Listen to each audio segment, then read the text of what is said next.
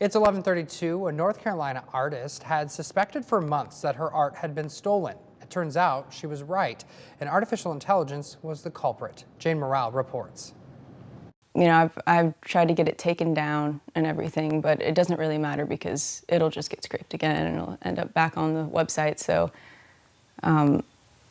yeah, it's kind of a dystopian thing to be dealing with now.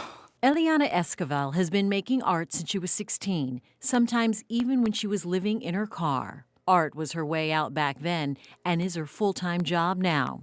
When she figured out her work was scraped for AI, she was in the beginning of a residency at Goodyear Arts at Camp North End. And to see that it was scraped and that people are just reproducing it for free with no context as to how it was made or like why it was made, I don't know, that was a really kind of like sobering moment of like, artists need to protect their work a little bit more. Because of this, she decided to explore a medium safer from AI, sculptural work. There's something so honest about it, and it's so refreshing. It's like taken a lot of weight off of me just to get to explore that side of art that I never really cared that much about until this happened. Still, she's worried it's getting harder to tell what role AI plays in any form of art. Art will never be the same.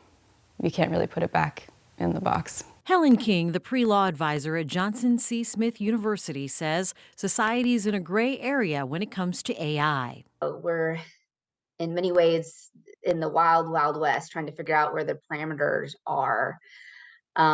So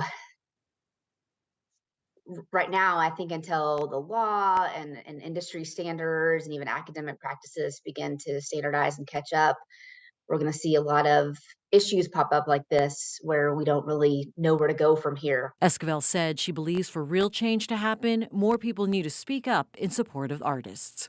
It's taking over everything, and you know, if you tell the artist to stop whining when they're bringing this up, then when they come for your job, you have to starve in silence. Jane Monreal, WCNC Charlotte. And a recent report says that artificial intelligence contributed to nearly 4,000 job losses during the month of May alone.